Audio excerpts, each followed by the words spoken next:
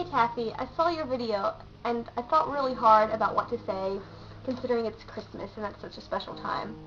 And I didn't really know anything. I didn't have anything brilliant. So I thought I would turn to people more brilliant than me. And so, I don't know, have you read the Chronicles of Narnia? C.S. Lewis is one of my favorite theologians of all time.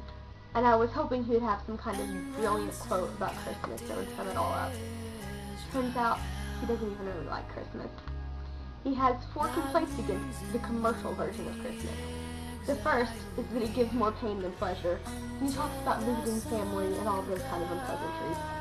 And he says most of it is involuntary. The modern rule is that anyone can force you to give him a present by sending you a quite unprovoked present of his own. And then another one is kind of funny. He said that people give presents that nobody would ever buy themselves because they're just oddities and they're just gaudy, useless gadgets. And then 4, he says it's a nuisance. He says that you have to do all of your necessary daily work, and you have to add on all this Christmas celebration, which is apparently good for the economy, but he doesn't really necessarily think it's good for the soul. And rarely do I ever disagree with C.S. Lewis, so this is going to have to be one of those occasions. Because the thing is, yes, there's way too much commercialism about Christmas. There's way too much spending. There's way too much buying. There's way too much me. But, you know, I don't know that you can blame the day, because if you look at it, yes, we're celebrating the birth of Jesus, but it's just a day. We're supposed to live the same way every day of our lives. And that's supposed to be selflessly, not selfishly. So, I don't think Christmas is the problem. I mean, I don't know if Christmas would be the same for me without presents. That would be my own fault, because that would mean I'm missing the real point.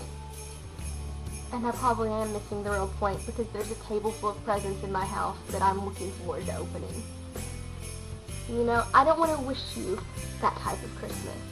I don't want to wish you the type of Christmas where you're bothered by people and you have to give presents to people that you don't like, and you receive presents that you have no idea what you're going to do with. I want to wish you the real kind of Christmas. The kind of Christmas where you're celebrating that God stepped out of heaven and he came down to earth. There's an old hymn that says it really well. It says, fullness of God and helpless faith. I want to give you that kind of Christmas. The kind of Christmas where you just look at this baby in a manger and you're full of wonder and awe because you know that all of God's power and all of his love is in this baby. And of course we know what's going to happen to that baby, so that just makes it even more powerful. So I hope you have a wonderful, wonderful Christmas. And I just hope that your sense of wonder and awe at the world doesn't go away, even if you go back to Arkansas. I'm gonna miss you, Taffy. And death's dark shadow